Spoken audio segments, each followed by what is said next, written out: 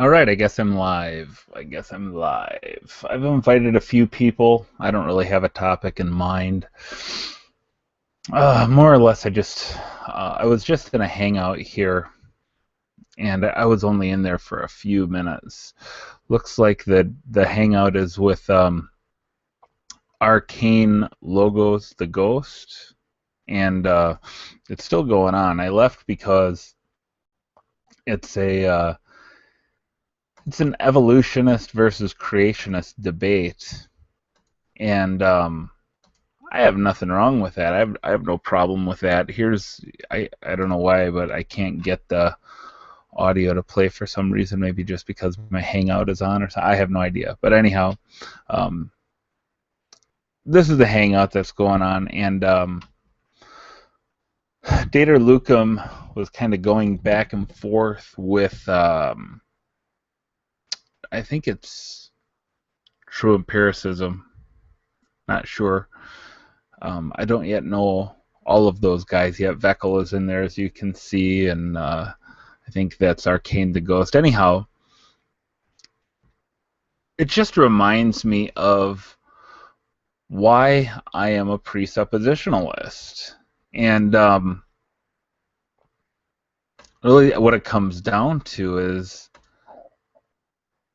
people are going to look at evidence. All people are going to look at evidence based on their presuppositions. So, and believe me, the Christian was doing a pretty good job. I thought he was maybe using some unnecessary jabs, because, for example, Dater Lucum had to look something up, and he says, "Oh, you're going to Google," and then he was like, then the Christian said, "Well, I need to look something up. I can't remember a term," and Dater Lucum pointed out, well, it's funny, when I need to look something up, you say I'm Googling my answer, but it's okay for you to do it and stuff. So, but I think the Christian was doing an okay job, and but the bottom line is that all of the evidence, all this time being spent giving this guy evidence about creationism, he's just going to look at that evidence through his atheistic presuppositions. The rejection of the possibility of anything being supernatural. Let's see. Oh, I just got All4HisGloryAlone just texted me. I don't think he's home yet, but maybe he'll join me when he gets home. So, so yeah, he's looking at the evidence through his presuppositions. And they were talking about mitochondria and all of these things that, quite frankly, I'm not interested, because the conversation, as it typically does when evidentialists trade blows, an atheist and a Christian evidentialist, when they start trading blows, it almost always leads nowhere. So I'm a presuppositionalist because I want to get to the foundations of your presuppositions, and we're talking about science here in this particular hangout that I came out of. They're talking about science, and my question automatically becomes, as a presuppositionalist, well, as an atheist, what foundation do you even have to account for the induction, for example, to account for science, and to the foundations of your epistemology, what it is that you know about these things, and how you know them. So, and like I say, he was doing a fine job as far as an evidential argument goes. He was, I don't have necessarily any.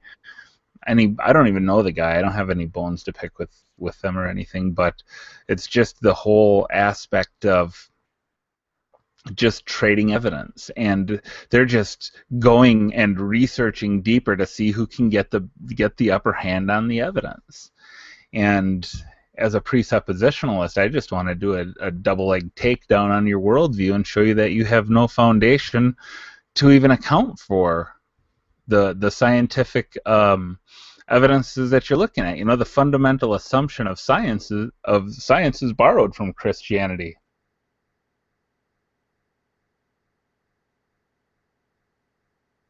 not the Bible, and they're going to give a lot of evidence. So, you know, and the fundamental assumption of the atheist is the uniformity of nature and that the laws of science are consistent. So, you know, the assumption that the future is always going to be like the past, and all scientific experimentation would be useless if we couldn't expect tomorrow to be like yesterday. You know, for example, that water will always boil at 212 degrees.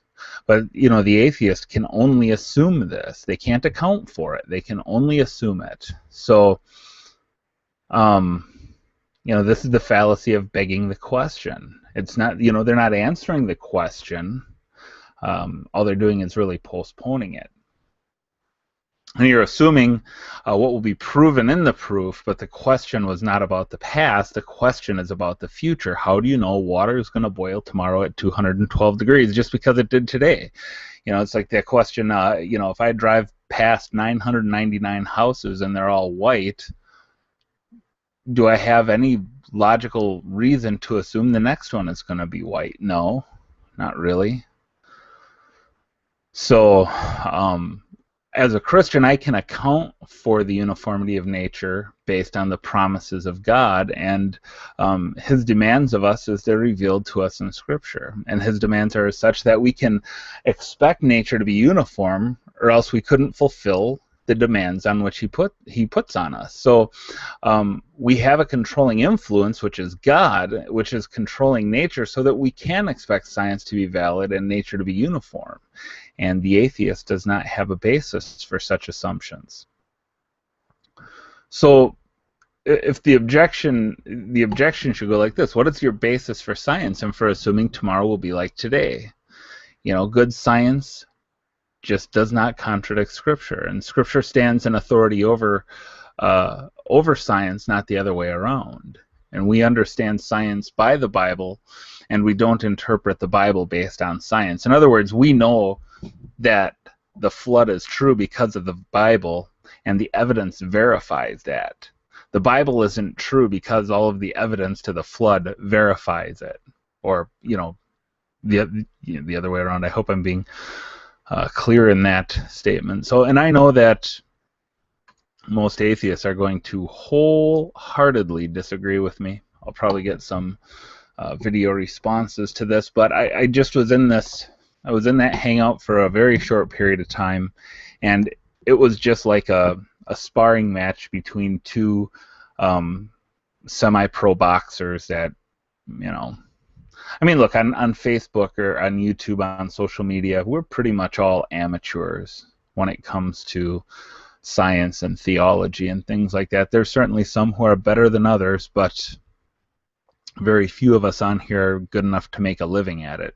Otherwise, we would be, and we wouldn't be spending all of our time in Google Hangouts. So I'm not saying, you know, these two who are going back and forth are amateurs. I'm not saying that as some kind of a slight to them or anything. I'm just saying that when, as an evidentialist,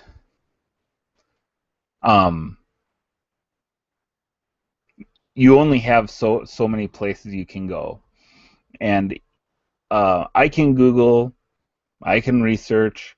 If I spent enough time on it, I could bring up enough evidence to refute the average YouTube atheist on evolution.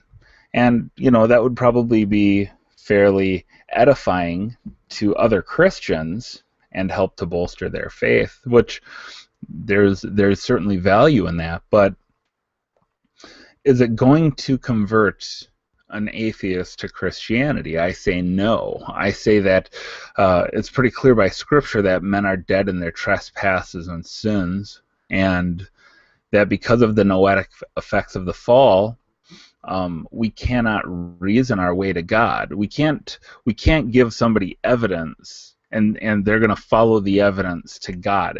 We can show them all the evidence to God, but all they're going to do is look at it through their clouded presuppositions. And I don't know. I haven't been in there long enough I wasn't in there long enough, and I haven't watched the whole thing to see if the gospel, if they're ever going to get around to it, or if they have gotten around to it already. I don't know.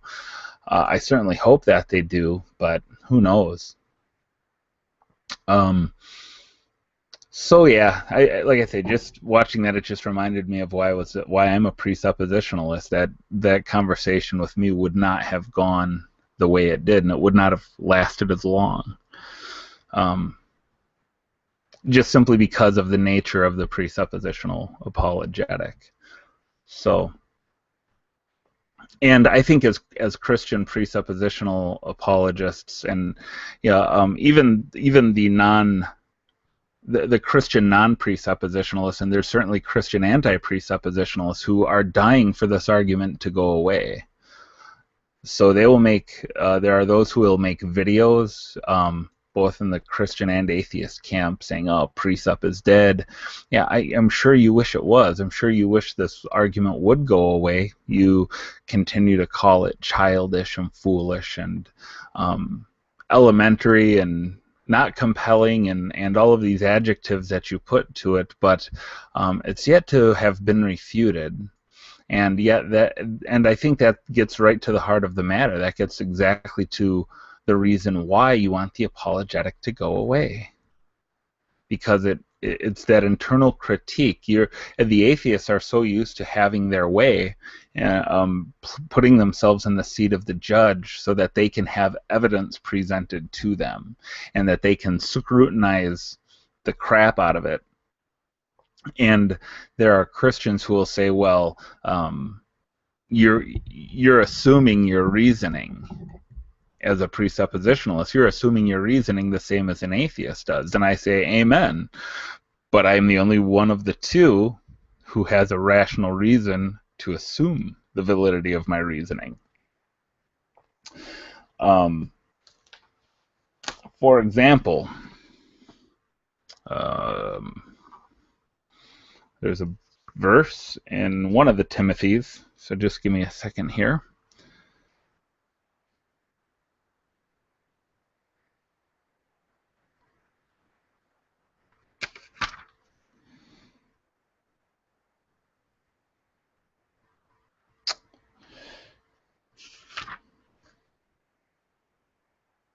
2 Timothy 1:7 says, for God has not given us a spirit of fear, but of power and of love and of a sound mind. So I'm the only one of the two positions that has a rational basis to assume the validity of my reasoning.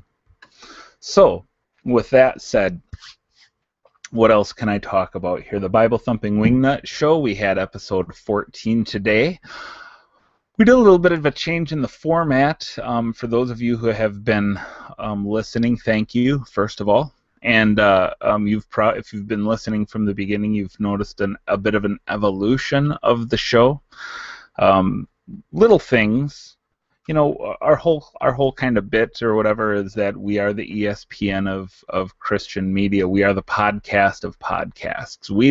Between the three of us, we listen to about 50 hours of podcasts a week, and we review them for the benefit of other Christians who don't have the time to do that. So we had been kind of pre-recording these kind of highlights and everything, and a friend of ours came to us and said, you should play audio of the people you're reviewing. That's what people want to hear. They don't want to hear necessarily my voice. So that's what we did today with a few of the podcasts, and we tried to keep it more topical. Instead of covering every single podcast, we covered those things that are relevant. Oh, hey, look, it's our friend Matt. Let me bring Matt into the podcast, see where my mind is at here.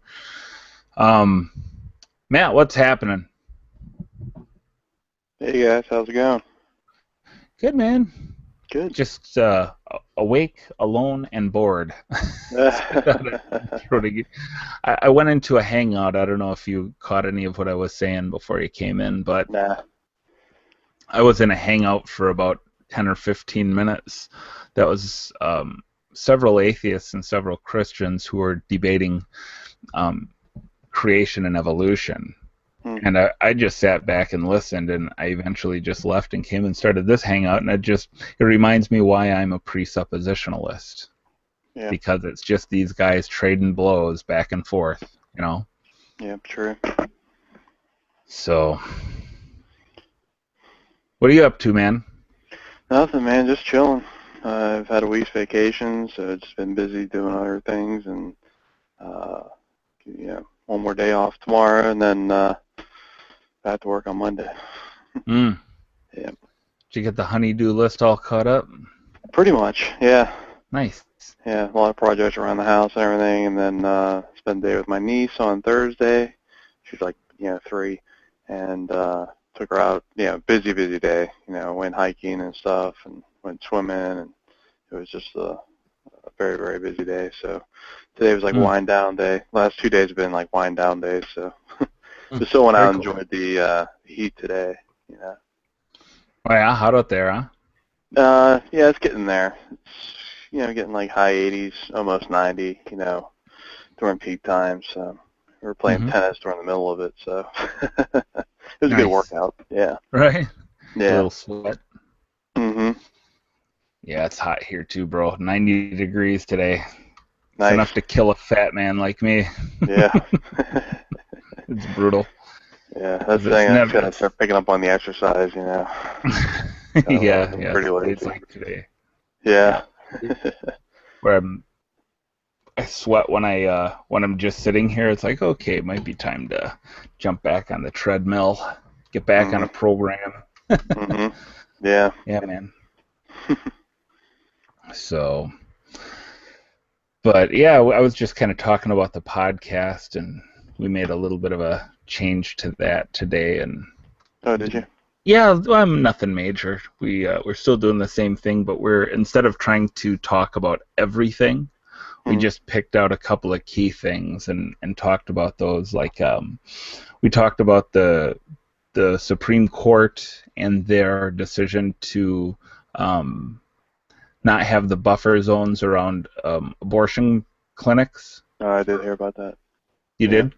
Yeah, I knew the story was out there, but just got the headline. Yeah, Al Mohler covered that on the briefing on Friday, I think it was, and so we played that clip, and we had John Speed on. He did the Babies Are Murdered Here, and he gave us we did like a little 10-minute analysis of that, and then we talked about God's law and how it applies to the modern believer, because both Backpack Radio and Apologia had Apologia had Mark Rushdoony on. I don't know if you're familiar with that dude, but he's one of those post-mill theonomist guys, So is it related to the main Rushdoony guy? Yeah, his son. Yep. Okay. R.J. Rushdoony. Yeah. Okay. Yeah, it was his son. I remember hearing the last name before, and I think it was like I don't know, was the main or the first was dad? Was he a chemist? I don't know. Okay. I remember during the Kenneth discussions, just like that people were having, that was like a name that was thrown out there or something like that, or I'm not sure if he got that whole thing started or what, but at least it would have been his dad or something like that, not the son or whatever. I would be surprised if he was a Kennist, because the post-millennials I know, like Marcus Pittman and Cy and Jeff Durbin, they all see Kennism as heretical. Yeah. And I don't, I tend to kind of agree. I don't know a whole lot about it, but I know it tends to be fairly racist or whatever. So, so yeah, I know all those same guys who would call Kennism heresy also appreciate Rushdoony. So I wonder if that Kennist thing is just something that, someone like Alex Botten just kind of tagged on to him and just as a means to malign his character or whatever. But it was an interesting discussion. Colin is he's a theonomist and stuff. So where do you stand on that? Where do you stand eschatologically? Are you decided? Are you undecided? I'm like maybe 80% Amil and maybe 20% post. Maybe depending on what day you catch me on, Right. But whether optimistic or pessimistic view, I guess. Well, don't Amils basically say like things are simultaneously getting better and getting worse? Oh, James. James, I'm in a hangout. Let me just James White. Yeah, right. Yeah, we're pals. Yeah. Yeah, and he calls and I don't take the call. Mm. Straight to voicemail. Yeah. Yeah, something I haven't studied a whole lot. Just a lot of views out there, and kind of like nailing jello to a wall, I guess. But certain sides have their pluses, and why certain people lean a certain way. I definitely understand that. It's just I never got like really too in depth with it. Mhm. Uh, but yeah, I remember. Yeah, it was quite a few weeks ago, or maybe months, when you did that hangout with Dustin going over Mhm. eschatological views. That was really good. I only listened to it once, and I'd like to listen to it again, in the future, and just like take some notes and stuff. But that Yeah, was really good. I'm really thankful that I have that on my channel as a resource I can refer to. I've just basically decided I'm whatever he is. Whatever Dustin identifies as, that's where I come down on it. He's a heck of a lot smarter than I am. So. It's like that's Dust Mill. Yeah, right. Dust millennial. Dust Mill. Yeah. Everyone's like, That's "What's that?" funny. That's good. Yeah, man. That was a great hangout, and I think Mhm. that he was very balanced in his presentation. The way he represented every position, Mhm. what to me looked like, uh, it seemed to me at least to be pretty accurate. Like there was Yeah. no, I guess, Favoring biases. one over the other so much, Yeah, or no preconceived bias. yeah, exactly. Yeah, just lay it all out there and say, yeah, this is where I lean. But Yeah, that's the whole part of the debate and the discussion and stuff. It's fascinating stuff, though. I'm gonna rate Sean Boatman. Cool. So you got your icons down there on the bottom, your little profile pics. Yeah, it's just a Man, that little one just makes you look business really card. old. I mean. Well, there's an updated picture that Sci-10 Atheist has sent to us and said, feel free to use them. So, Of just you. all three of us, actually. Really. Let's see here. James just texted me.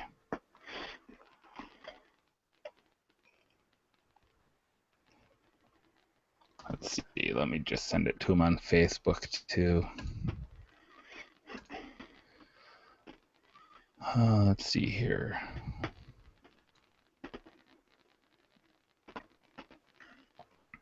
No. So have you been in any hangouts lately? You've been beating up any atheists on Pal Talk or anything?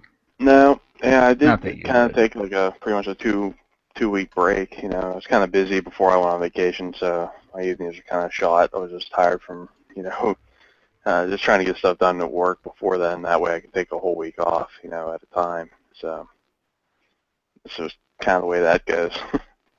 Yeah.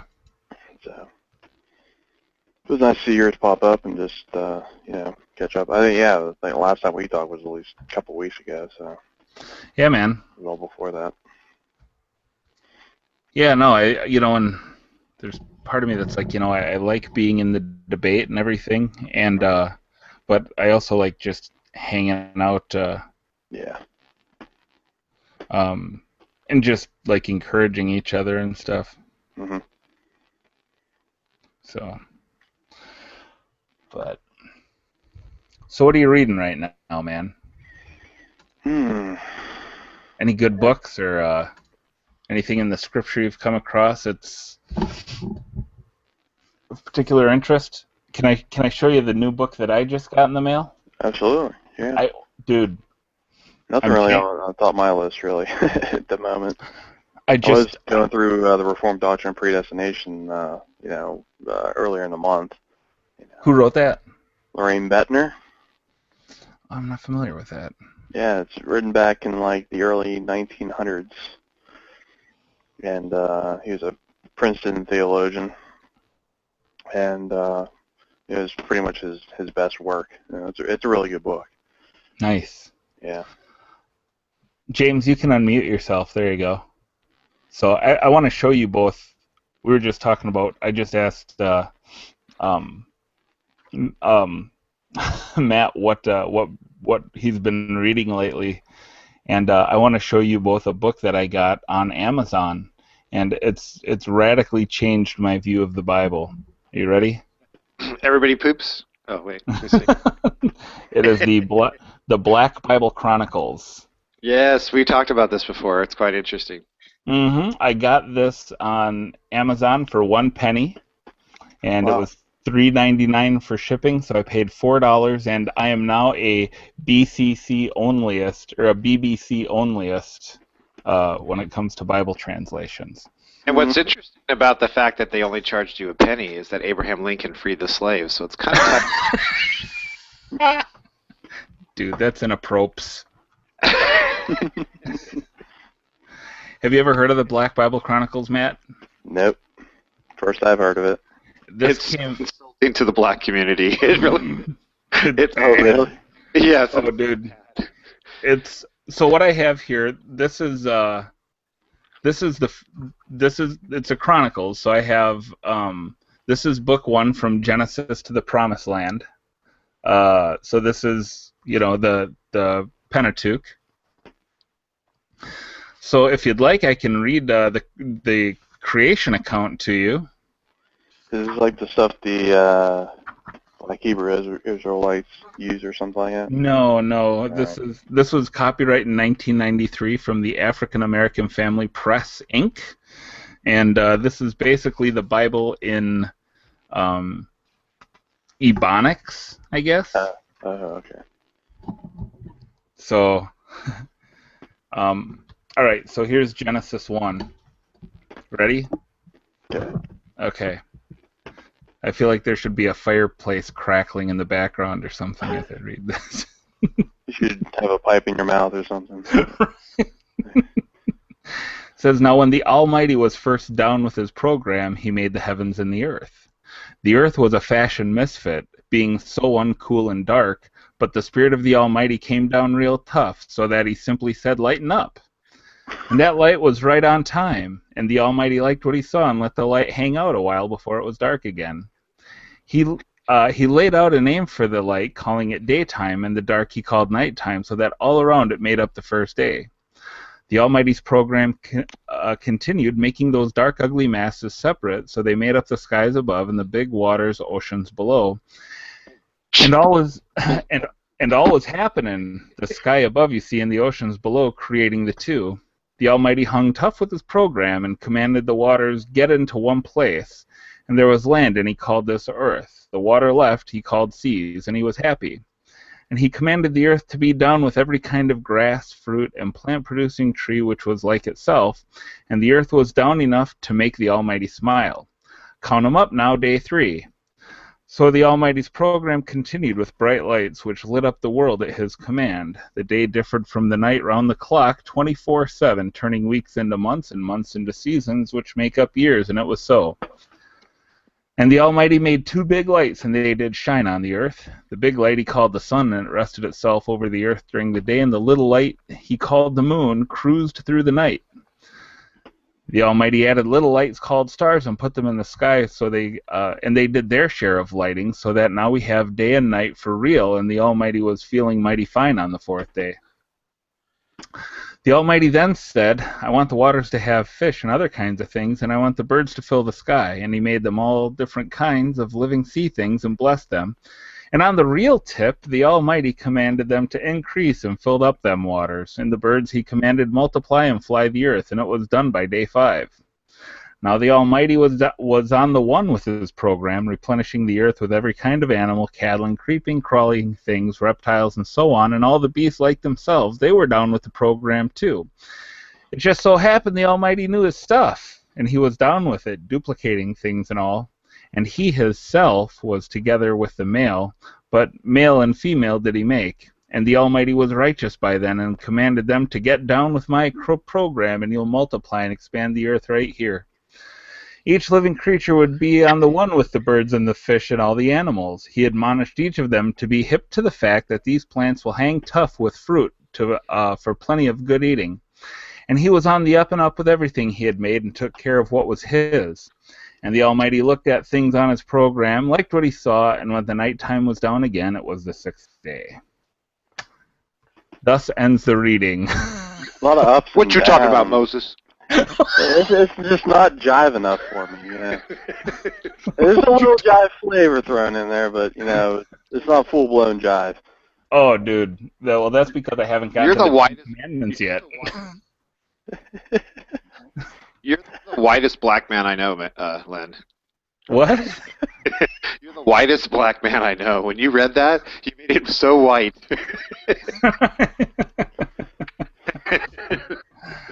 Yeah, well, I mean...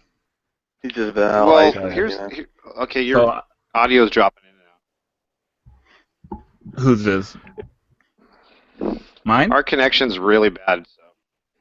Because you keep... You're like... Lips aren't matching your words, and... So let me see if I can fix something here. Okay, can you hear me okay, though? Yeah, let me turn my camera off here. Okay. Maybe that'll help. Yeah, there's a delay. There. Hopefully that'll clear well, things up. I mean, that wasn't the worst. I've read others. Okay. I don't know if you're hearing me. You hearing me? Yeah. This is going to be... Okay. I think there's a delay for some reason because I'm saying things and so I don't know if there's a delay.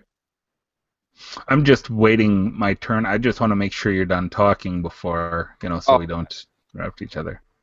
Well, there's other verses in this edition that are just horrible. I mean, that was pretty bad, but I mean, it wasn't like, horrible. But here's the number one thing I see a problem with what they did in there by referring to God as just the Almighty, is when you look at the account there, they took out all the verses that talk about the triune nature. I mean, you have, in the beginning, God created the heavens and the earth, and then you have verse 2 that says, and the Spirit moved over the waters, and then you have verse 26 that says, let us go down and make man in our image according to our likeness.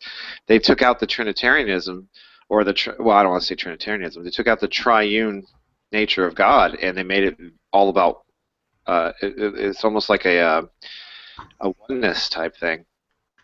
Yeah, and, it could be, I mean... oneness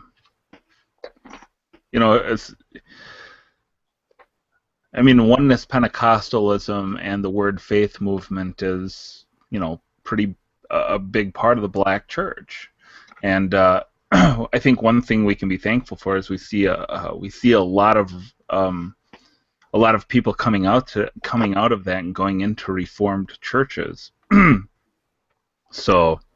But yeah, I mean, that might make sense. I guess I hadn't even considered that. I was just getting such a kick out of reading it. I hadn't even, obviously the doctrine in this is going to be horrible. I guess I just assumed that, so I wasn't looking at it real deeply.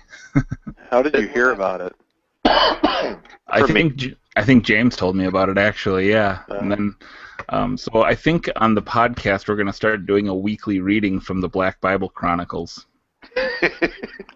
Well, I used to work at Borders Books, and this came out when I was working there. But just to make it clear, since we are live, it would be the Apostolic Church, which happens to have. There's a few other denominations, but which happens to have a large section that is black, such as like T.D. Jakes and things like that, Apostolic type. But as far as like the Black Church, they're Black Baptist, they're Black, so there are churches that are all black because of the area that they're in, and they don't teach this stuff. It's not so much an African American thing; it's more of a oneness, United Pentecostal, Apostolic. They're all oneness churches, and it just so happens that there are a lot of Apostolic churches that are black congregations, and so I would assume, without checking out because I don't have my 1 penny copy, but if you check out the table of contents, I bet you they're apostolic. Because they took out all the Trinitarianism out of the first chapter of Genesis. People say the Trinity started in Nicaea, and I'm like, well, the word maybe, but the doctrine started in the very first chapter of the very first book of the Bible. Yeah, that's true. You have all three. You have all three persons of the Godhead present in the first chapter. Right. Exactly. Let's see here. Let's go to. I want to see what the plagues look like in Exodus. But you have to read it with an accent this time. Oh my! I can't do that, bro. I won't be able to do it without laughing. You have to be down with it. If I had it in front of me, I would. I'd be like. So here's see, and here's the thing. This isn't broken up into chapter and verse the way a Bible is. This is just broken up into it's like a novel. So here's a chapter called "The Almighty Ain't Playing with You, Pharaoh." So this must be somewhere in the first 4 chapters of Exodus, right? It's like, Pharaoh, you got served.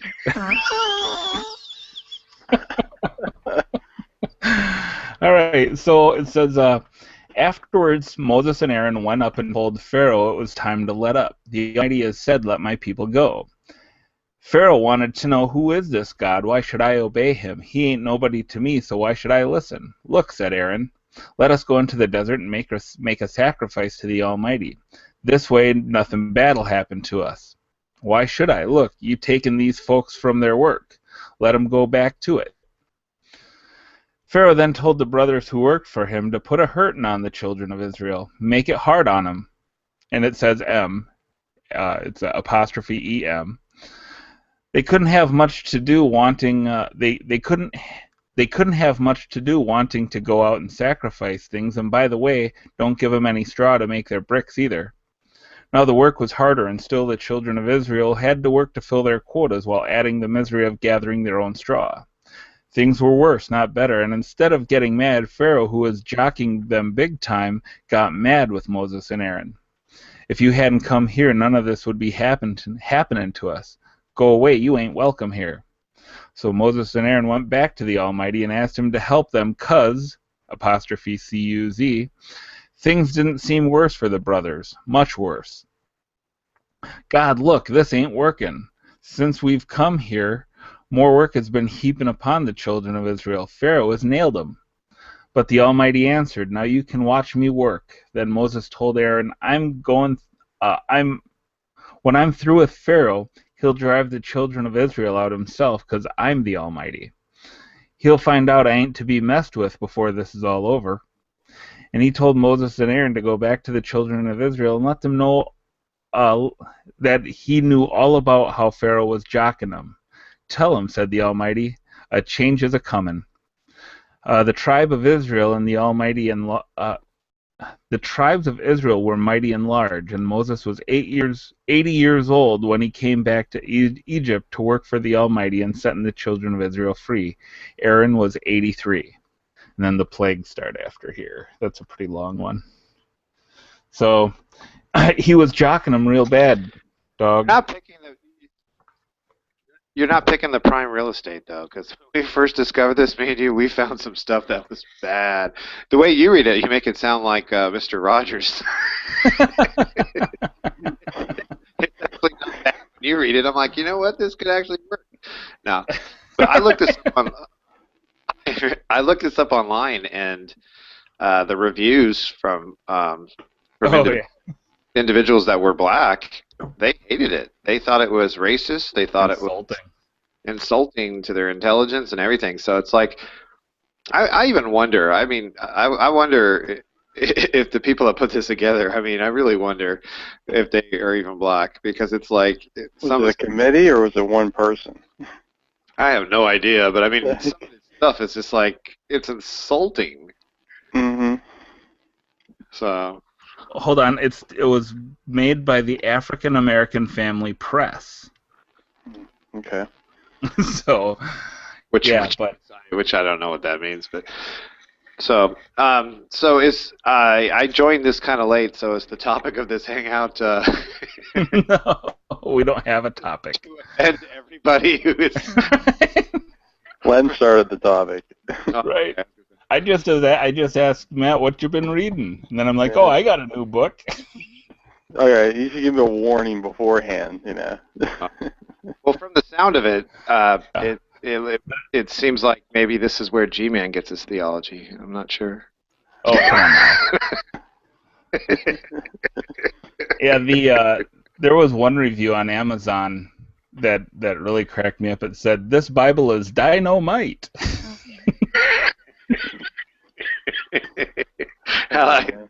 What you talk about, Moses? So now that we're going to come off to the liberals as Nazis. Right.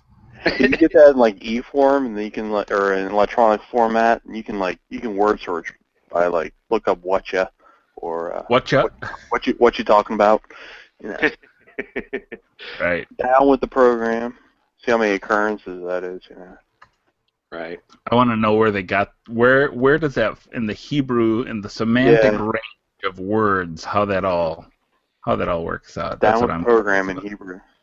They're not trying to make a translation. What they're trying to do is they're trying to talk to people on what they understand as being street talk on their level, so that they can give them the basic ideas of what's going on.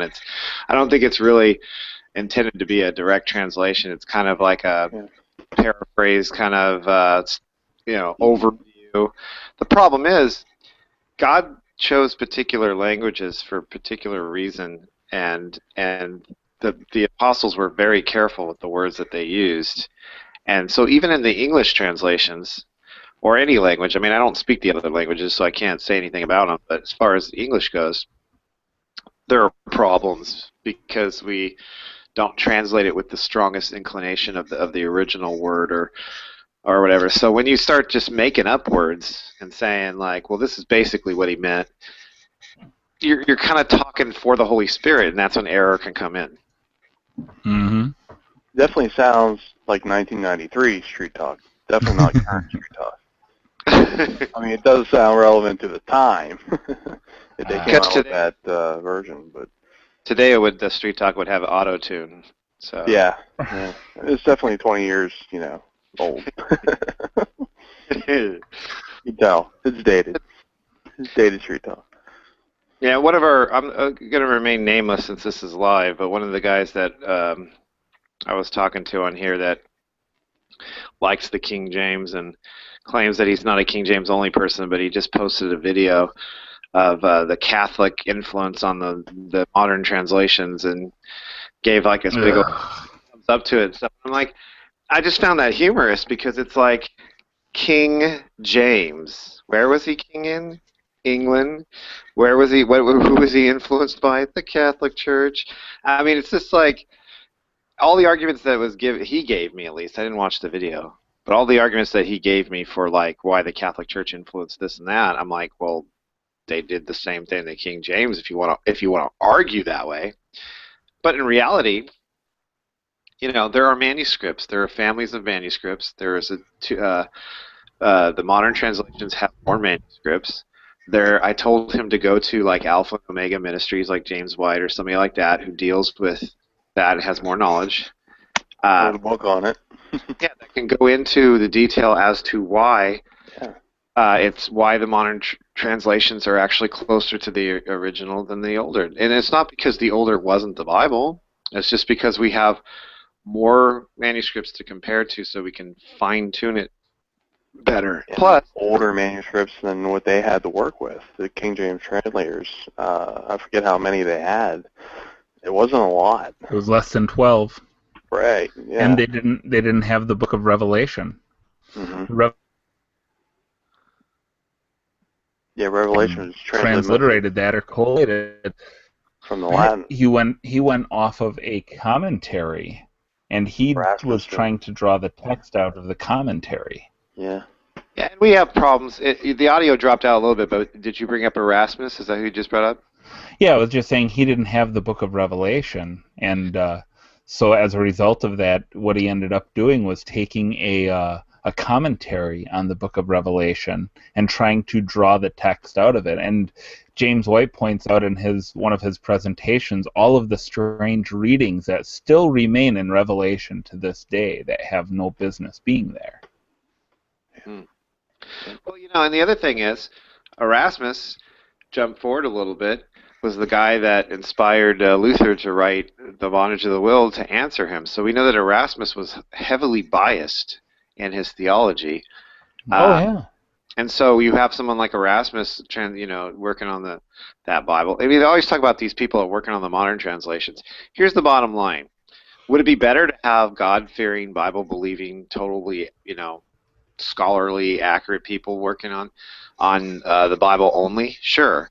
But they try to say that there were some homosexuals and liberals and things like that. I would have to check this out. But even so, is their work that they did on the translation accurate? That's the point. It's not whether or not they were Lutheran or Episcopalian or whatever the deal. It's whether it's accurate or not. What would worry me is if the deck is stacked heavily in one direction, because then you have the bias that's put. And I think that's what happened in the King James. I don't have the reference right now, but there's a verse somewhere in the Old Testament. I'll have to call my friend later and ask him where it is, but where the word fate is translated into chance. And everywhere else in the Bible, that same word is translated. I'm sorry, I got a text in the middle there. I apologize. That same word is translated everywhere else as fate, but they did it as chance there. And the question is, well, why did they do that? Because of the bias. The word baptism. Why didn't they translate it immerse? Because that's go ahead. Same thing with deacon. The word deacon is supposed to simply translate literally into servant, but the Catholic Church at the time, their deacons were they were not servants. It was a highly coveted kind of a position in the church, both in the Catholic Church and the Church of England. So they just left it deacon. They just transliterated it. They didn't translate it. But there's so many other problems. For example, I mean, these King James only people, they don't even realize, like, when the King James came out, the Geneva Bible all of a sudden was illegal, and they were confiscating them. Well, why would they do that? Why did the Puritans, who were largely Calvinist, who were largely Reformed in their doctrine, why did they hate the King James Bible? Right. And they were so unwilling to give up their Geneva Bible. Same with the Tyndale Bible, by the way, of the early 1500s. Same thing, the 1611 also had the Apocrypha in it. So whenever I have a King James only, I say, I'm the King James. Well, which one? Is it the 1611, the Oxford, the 1730 Blarney revision? Which is it? Should I be teaching my kids about purgatory? Right.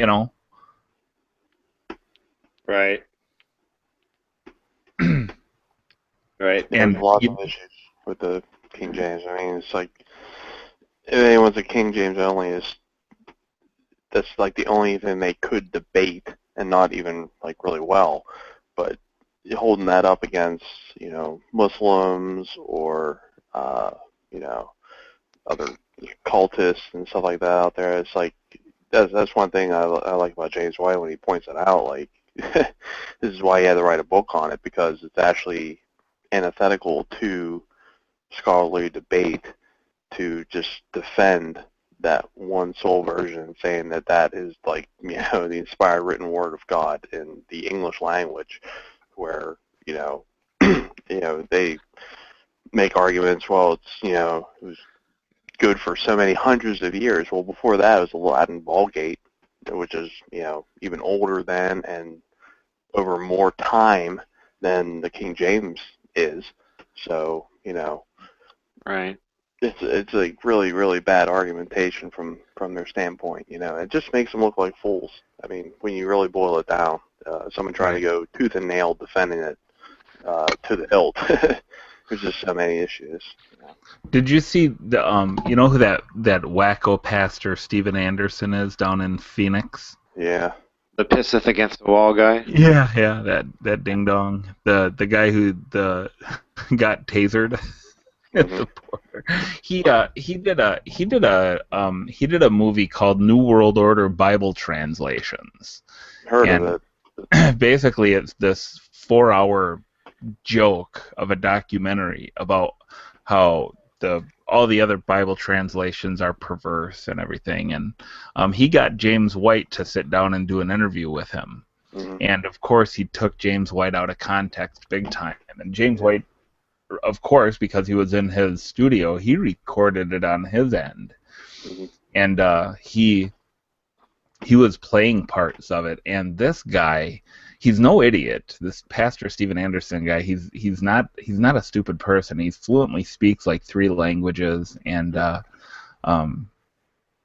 he's scholarly in his own right. But when it comes to this issue, I mean, James White just destroyed him. He said, why does the King James simply translate Hades into hell? Hades and hell are 2 different things. And he was talking about how, what we want to do is we want to make it understandable.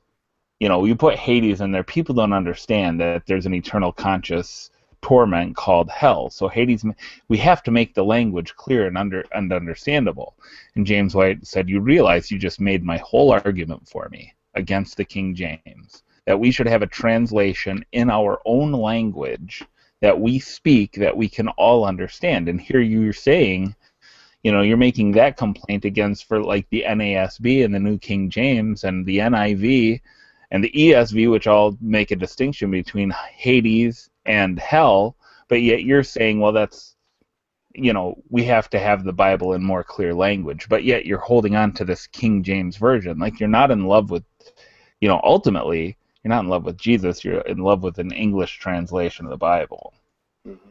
And it's idolatry. And, when you start digging deep into the theology of King James only people, as I've been doing for the last month on Facebook, I've gotten in a couple of theological wrangles with King James only people, and King James onlyism, it does really well in monologue, but in dialogue, in debate, it just doesn't hold up. It doesn't hold up under scrutiny, and they don't even want to talk to you. They don't want to have the discussion about it because, when you come up against somebody who knows a little something about how the Bible was collated and how we have the translations that we have now, like King James onlyism just crumbles. It's so weak. Mm-hmm. But, there's whole documentaries, the New World Order Bible translation. Of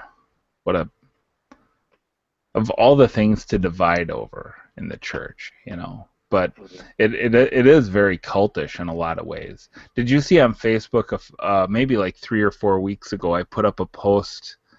There was a picture from a gay pride event where this church put up a sign that said, it had like an acronym, GAY, and it said, "Got AIDS yet?" And it gave some verse from Isaiah that was totally out of context, talking about how AIDS is judgment against the gay community and a judgment against America for its sin. And the name of the church was KJV-only Baptist Church. Is the actual name of the church? That was the name of the church. And I'll tell you why I know this, because we were going to call them on the podcast and try to talk to the pastor. Tim and I tried to do that this week because the phone number was on the trailer. But the phone number was it was just like a recorded gospel tract, essentially. You called up and it just preached the gospel to you for a few minutes on the recording. It was a church down in Florida. And then when we did some Googling and tried to find the church itself, the phone number was disconnected, which tells me that the church went under, or they changed their number. Maybe they got a few phone calls. It's just like the Free Will Baptist Church. I'm like, how can you name your church after something that's not anywhere in the text of the Bible? It's like, it's like King James only church. What does that have to do with? So ridiculous. Yeah. But hey guys, I actually, unfortunately, have to go because I got a call and I have to go pick somebody up. So, Good seeing you, man. yeah. So, it was an amazing hangout. It changed my life. Well, you changed my life every time I talk to you. He's gonna leave this hangout and he's gonna start the Down with the Program Baptist Church.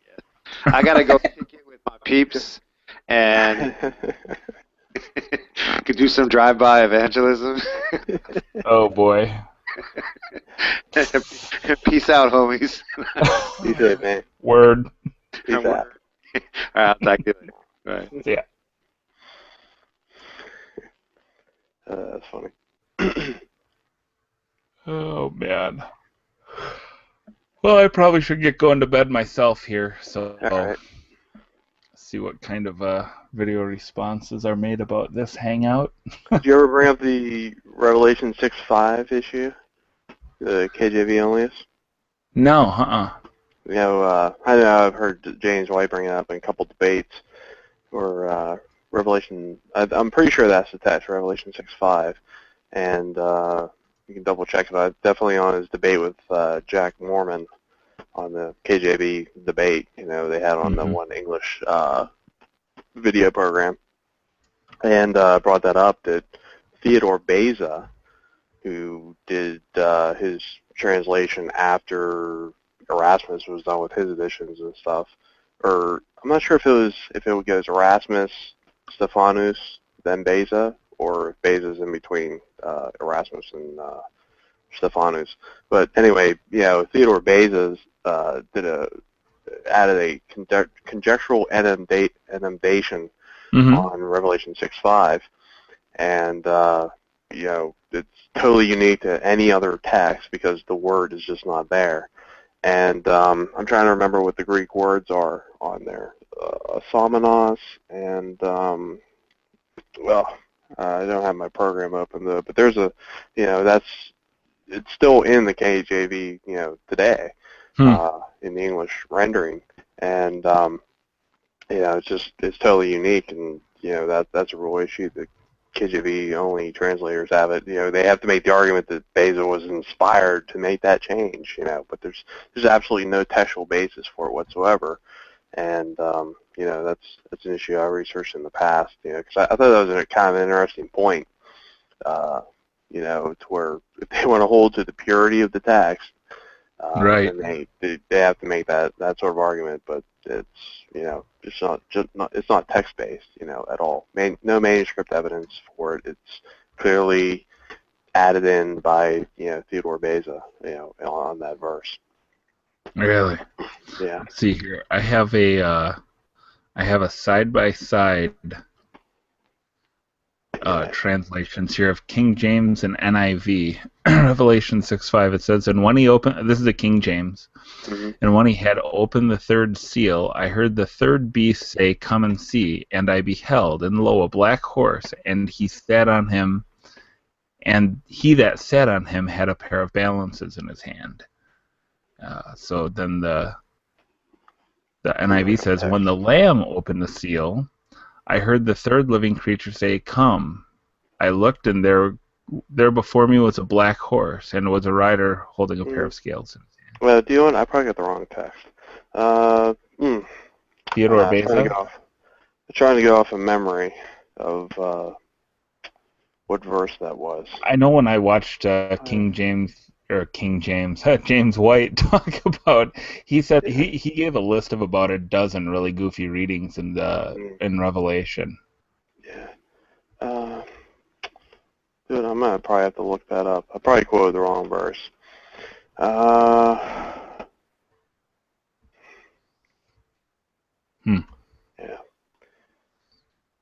Revelation. I don't know if it was in Revelation 6. Let me look up the KJV here. 16:5 it says. Oh, 16? Oh, I knew I had 6 and 5 right. It's probably Revelation 16. All right, let's see what we come up with here. Yes, that's right. Revelation 16:5. Okay. Forgot a one there. My All memory's right. rusty. So the King James says, "And I heard the angel of the waters say, Thou art righteous, O Lord, which art and wast and shall be, because thou hast judged thus." It says, "Then I heard an angel cry in charge of the waters, say, You are just in these judgments. You are and who were the Holy One, because you have so judged." Right, that's the change there. The variant is the modern translation say, "O Holy One," and the Greek, let me see what word that is, Hasios, Hasios, is "O Holy One." And then in the KJV, I think that's where the other word, somenos, is. Let me look at the TR. Yeah, somenos is in the Textus Receptus, which, was the basis for, or the base reading from the KJV, Right. which contained somenos. So that's where somenos is, and shall be, and then, thou Holy One, or O Holy One, is hasios. Mm-hmm. Yeah, so that's where the textual inundation is in Revelation 16:5. So made by Beza. So Yeah, and the thing is when you tell that to a King James onlyist, when you bring them those kind of evidences,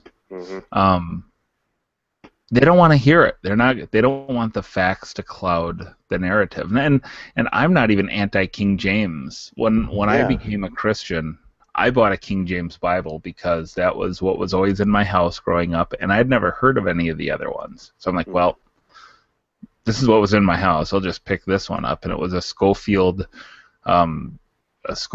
Study Bible, King James, and I did a read through the Bible in a year program, so I've read through the entire King James once, and then my church teaches from the ESV, but I had become so used to the word order in the King James, when I switched, I went with New King James, because I had memorized a few verses and stuff, and so I've been reading the New King James for about 5 years.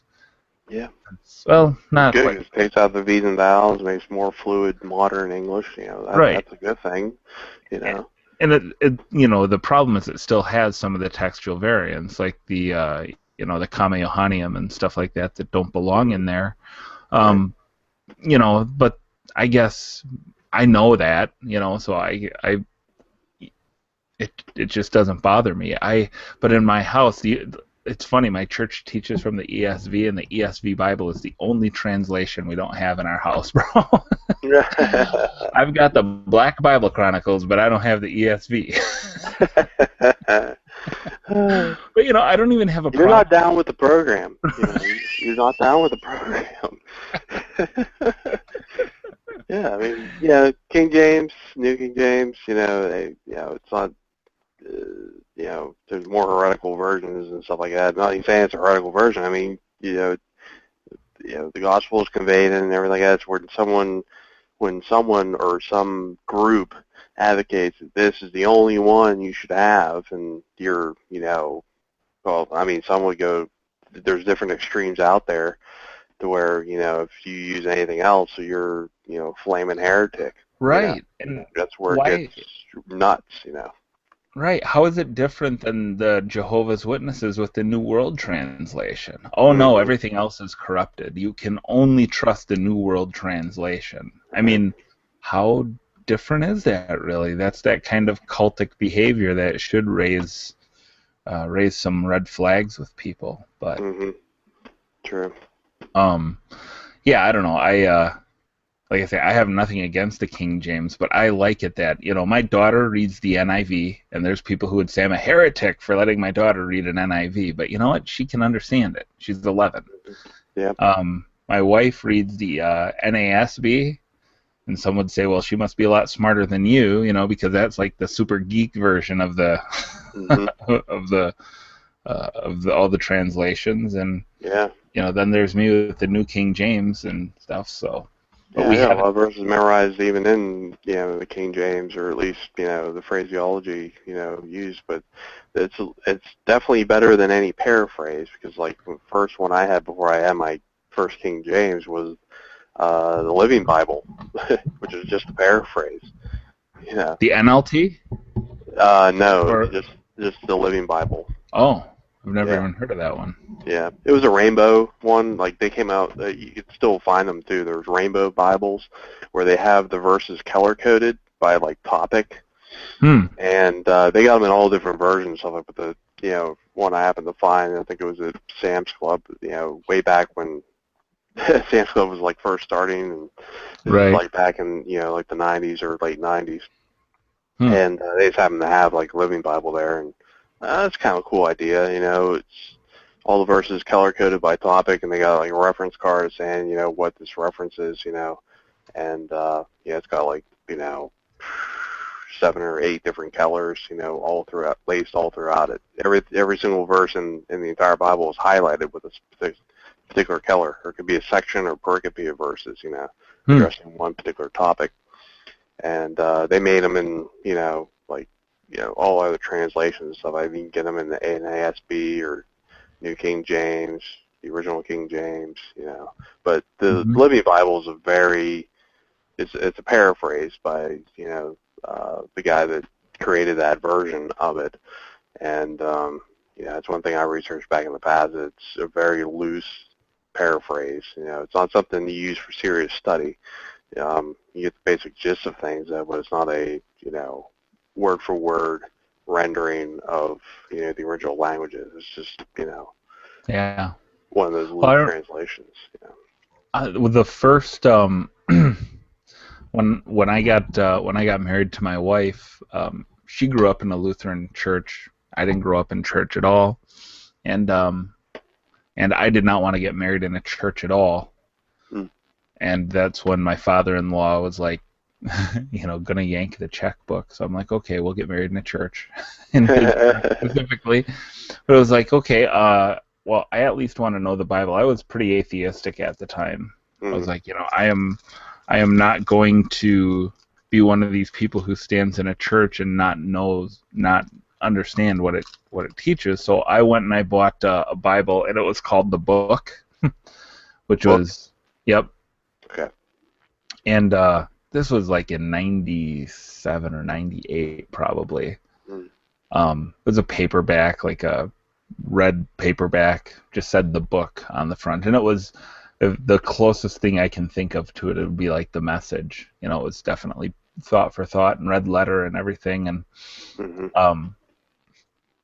that's when I remember being completely awestruck with Jesus. I was in the Army Reserves at the time. I'd finished active duty, and I was in the reserves now.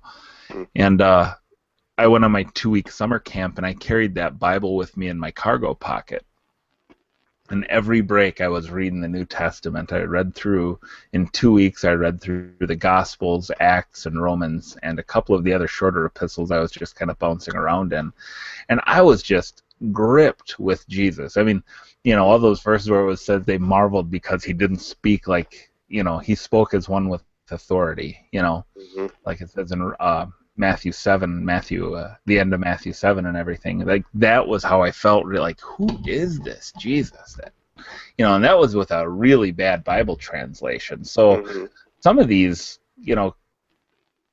that guys like you and I who are more settled in our doctrine and are just kind of sharpening things, I think we tend to kind of look down our nose at some of those Bibles a little bit. At least I do. I don't want to speak for you anyways, but I look at, I see someone walking into church with an amplified Bible. I'm like, what are you doing? Go, but I have to think back. Get yourself a real Bible, like. Well, I'll tell you what, the book got me out of atheism. I would have called myself at the time, I would have called myself converted, but I was still living in sin, and in every aspect of my life. So I was a cultural Christian, I guess, if you could call me any kind of a Christian. So, I guess all that to say that, I don't want to look down and say, like, oh, there's certain translations of the Bible that just shouldn't be used. I mean, maybe there are, but I think if you're using an NIV or an NLT or whatever, you're probably fine, It's not like you're reading the Book of Mormon, or it's something just so radically different, Yeah. That's the thing. They definitely lead a person to Christ, and just by reading it, and when you get into serious study, on stuff, that's just where they kind of fall apart, on that textual basis, sort of thing, right? Where you can't defend it to the hilt, or or get into amplified Bible onlyism, or stuff like that, So.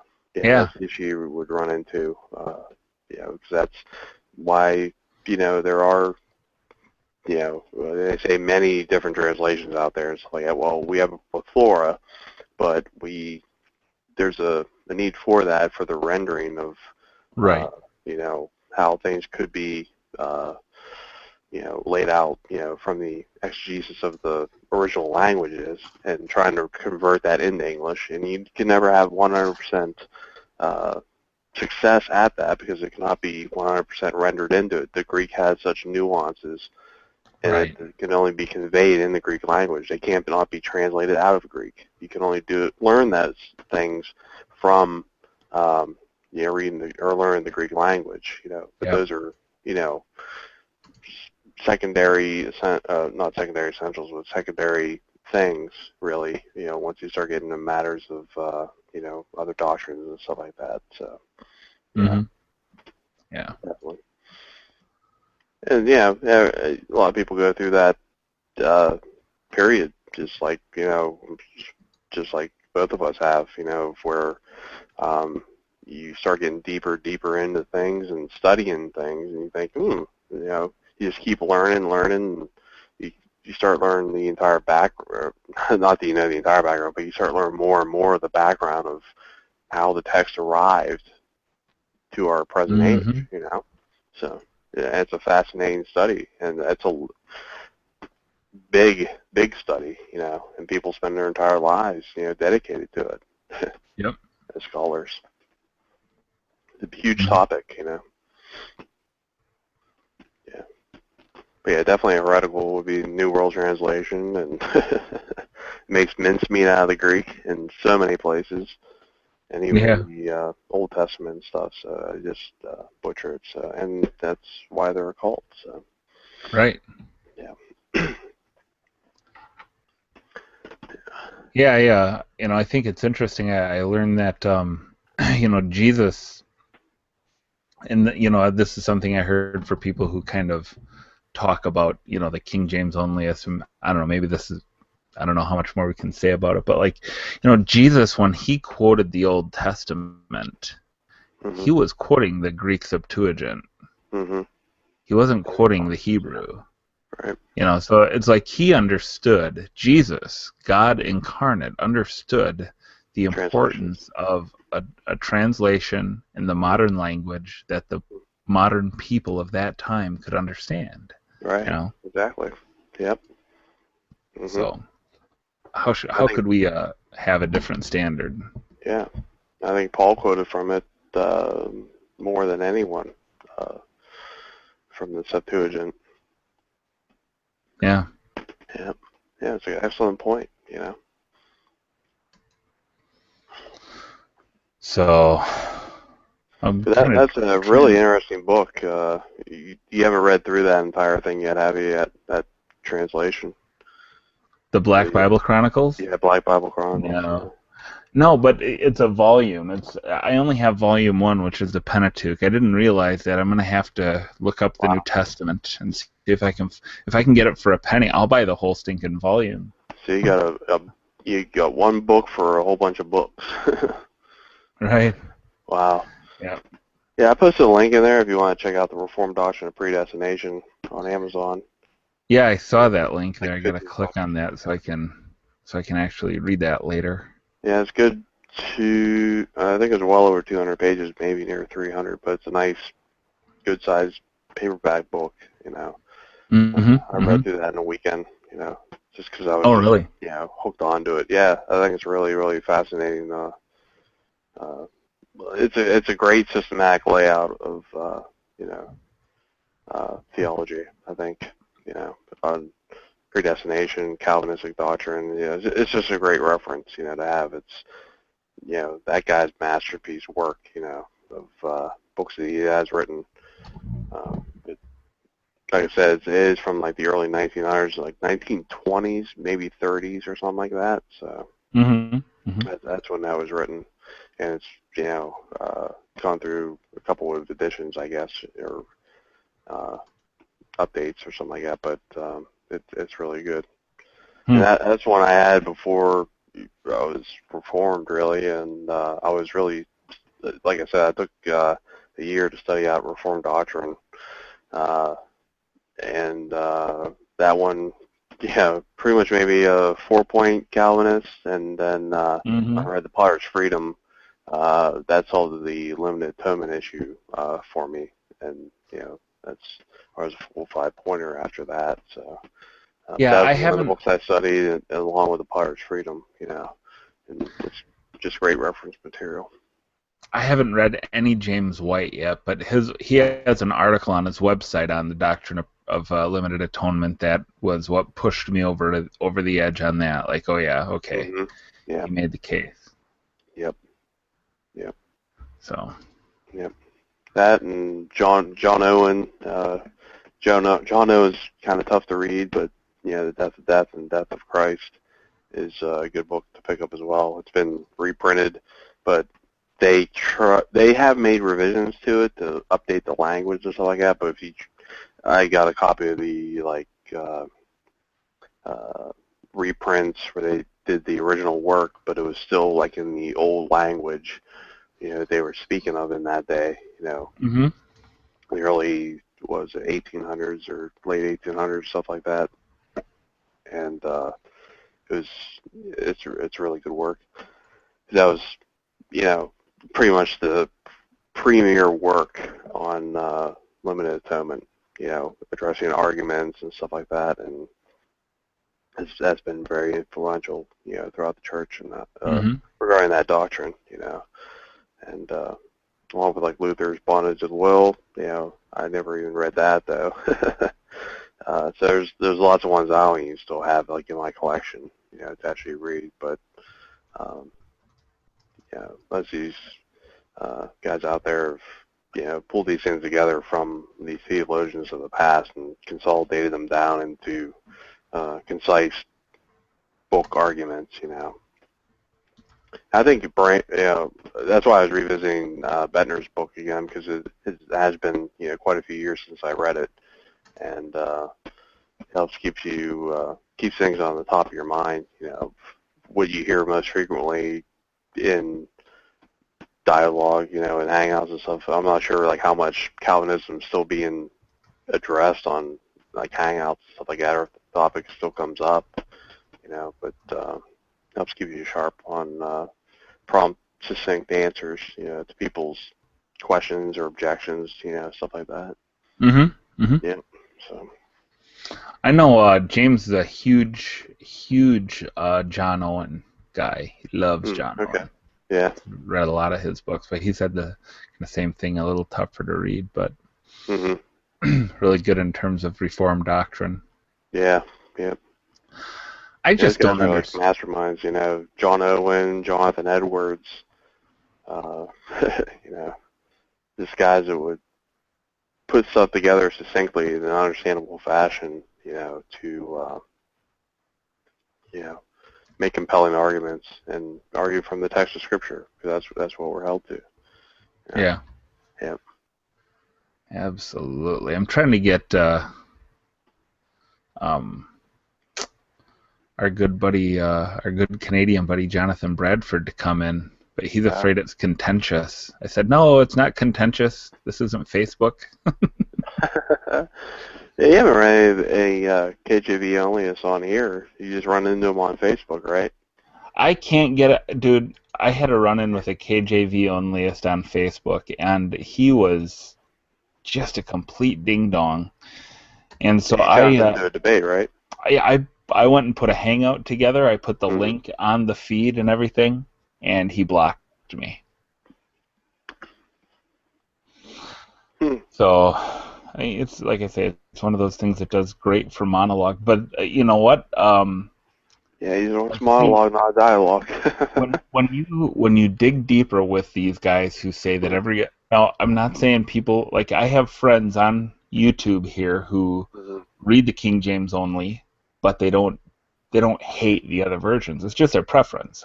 They just like the King James better. Fine, KJV preferred, just not KJV only. Right. Yeah. But this guy, he had some really weird name like Rel Israel or something. I don't know what it, but he denied the doctrine of the Trinity, and I said, okay, well, you must not read 1 John 5:7 in your own Bible. I mean, how can you deny the Trinity? But he was a total Pelagian, denied all the doctrines of original sin, denied the Trinity, denied the deity and the lordship of Christ, the necessity for repentance. I mean, he was just completely off the reservation. Yep, completely. Yeah. Flaming heretic. Flaming. Yep. Flaming heretic. Yep. Yeah. Well, outside the camp. Well, and that's the thing is, people looked at that comment thread and they were like, I had a few people who were saying I wasn't charitable. You should have been more charitable with him. Like, well, okay. I think that with those, the religious hypocrite, Jesus, and not just Jesus, but Paul, Peter, they saved their most harsh criticism for those who had forms of godliness but denying the power thereof. The religious hypocrite they got both of Jesus's barrels, if you will. He didn't play nice in the sandbox with those kind of people. And I think that that's a pattern to be modeled. And, who am I? Maybe I'm completely wrong about that. But I think that when someone is so steeped in heresy, and they're so hostile toward the message of the gospel, you got to go at them with both barrels. You've got to make it so clear that they're outside the camp, that, I'm not going to coddle the elephant in the room. And, it's one of those situational things, because, Mormons are so ingrained with the idea that they have to earn their salvation that you really have to drill on them about hell. I did a hangout, or not about hell, but about sin, because their doctrine teaches them that they're. I did a hangout with a former Mormon missionary who got saved. His name was Aaron Tennell. He lives in Arizona, and he was telling me, basically, Jesus in Mormon theology is nothing more than a janitor that comes to clean up the little spills you leave behind you. Sin is just not that big of a deal in Mormon doctrine. And he was like, these people, if you had, he said, let's say a young Mormon man is struggling with pornography or struggling with lust, he doesn't dare say anything because it's such a shameful thing. You don't sin, this is, so there's that whole Romans 8:1 grace, that there's no condemnation for those who are in Christ Jesus. There's no such thing in Mormonism. But anyhow, I'm just trying to contrast the difference. And why would I treat that because with Mormons I tend to be very gracious and patient and everything, but they're reading a completely different book. A completely different volume of books, the Pearl of Great Price, Doctrine and Covenants, Book of Mormon. Most of them don't even get around to the Bible. Right. Yep. They're all additions to it. Right. Additions to the Word of God, and they're not the Word of God. Right. Yeah. But that's not the case with a King James onlyist who is, behaving as a cultist or as Yeah, people will view that as not being charitable in exposing them, but when they have an undefensible position and you press it to them, yeah, it's going to seem uncharitable, but actually it is a charitable thing because it should press them. And even though they don't show it at the moment, it might be different with different people, but that could be something that actually presses them to actually study the issues instead of being dogmatic and just, go by what someone says without, research and stuff. That could be a good thing. Right. Challenging people, that way, because maybe they never encountered that before. They never had anyone bring certain things up. And they go, well, I didn't know how to answer that. Maybe I should check. And when they do that, they find out, that's how some people get changed in position, Yeah. By actually doing that. But some people are just so dogmatic. They've heard it from, their pastor or just, people saying, well, you have to hold to this. You have to do this. And, you just can't study out the issues, because you're just supposed to take their word for it, of whatever they dogmatically say. Right. Without comparing it to the scriptures and, looking at the text, Yep. Yeah, absolutely. Yeah, and that's the thing. There's going to be backlash from that viewpoint anyway, because they're just going to say anyone that disagrees with us, we can just condemn and just, attack them and say, well, you're not being very Christ-like. You're not being very charitable. Exactly. They can just throw that out ad nauseum. It's baseless, really. And it drives me nuts because it's, what that is it's just, it's Arminianism on steroids. It's, well, if we're nice enough to people, we can win them to the Lord. Right. If you're just nicer, it's like, wait a second. They're dead in their sin. And being nice, the way you deliver. Exactly. Yeah. And to say like, oh, well, you're so offensive, nobody's ever going to get saved. How can you possibly be effective, when you're so offensive? Well, for one thing, I know that salvation has nothing to do with me. The best thing, and I'm not even comfortable saying this necessary, but the only partnership I have with the Holy Spirit of God in the conversion of man is that I'm the herald. I'm just delivering the message. That's right. I can't make anybody accept or reject it or anything like that, So, but people have this idea that, well, if we just have the right argument and the right tone and we can just say all the right things and put this nice little formula together, then people will get saved. And it's just unbiblical. Yep. Early Arminian psychological manipulation, false conversion. That's what leads to false conversions. Absolutely. Yeah. Just get people comfortable enough in their sin that they're inoculated to the real gospel by the time someone with good doctrine and a real gospel presentation comes around to them. They're completely inoculated to the message of the gospel. Yep. So, I have no problem, kind of going at people like that with both guns ablazing because, well, for instance, on this Facebook thread where I was kind of going back and forth with this guy, there were like 6 people other than me and him involved in this thread who are all, you know how it is when you're in a comment feed, you leave one comment and then everyone who leaves a comment, you get an alert for it and everything. Yeah. And a lot of these people, and when I say a lot, I should say all of them, agreed with his doctrine fundamentally. So by exposing him, it could wake up one of them. Absolutely. Yep. Like why?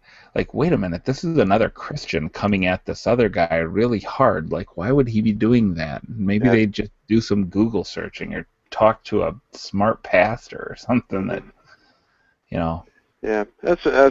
I always think Facebook it's very poorly designed for debate threads and stuff like that. Yeah. It's so bad to follow conversations and because so many people can interject, especially on one that actually has like a forum page to it, to where there's just multiple people who could just come on at one moment, and all of a sudden, one-on-one conversation turns into like 10 on 5 or something, and all of a sudden you got 10 different conversations going on, and it's really hard to follow stuff unless the people are actually engaging and they know what they're doing. But for people reading stuff, it's like absolutely the worst format.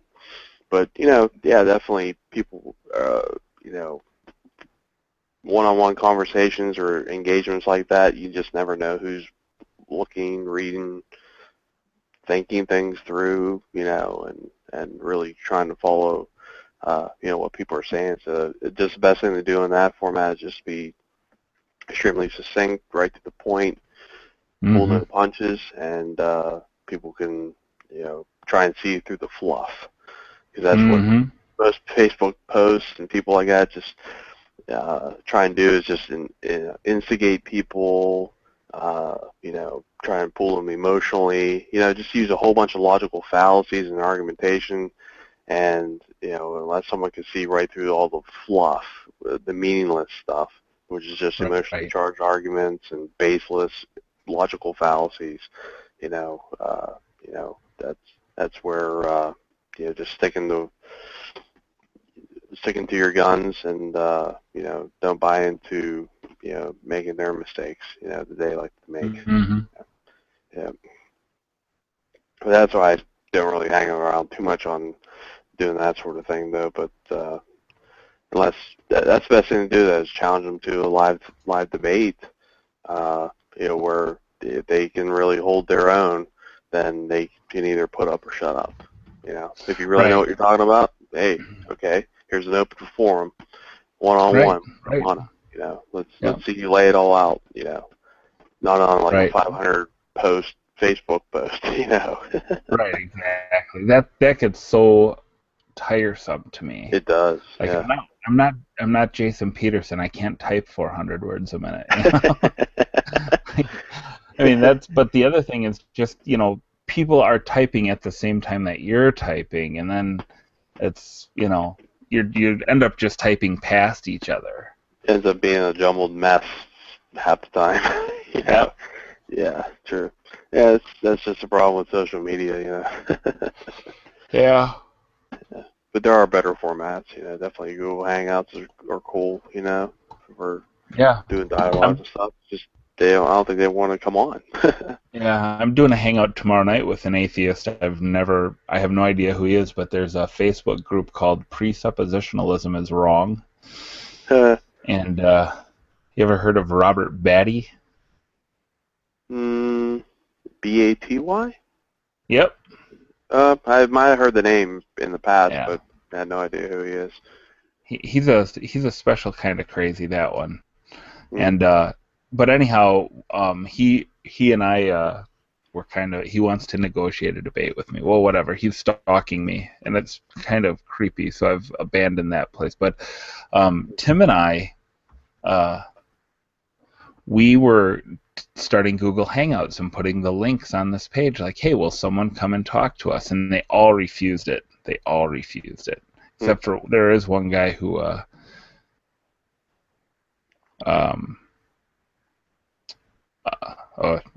Jonathan's not going to come in because we're on air, so maybe I'll just go off air.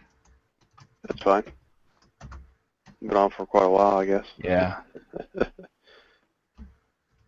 Bye, people. All right. So say good night, everybody. Good night, everybody. Jonathan. All right. Stop broadcast.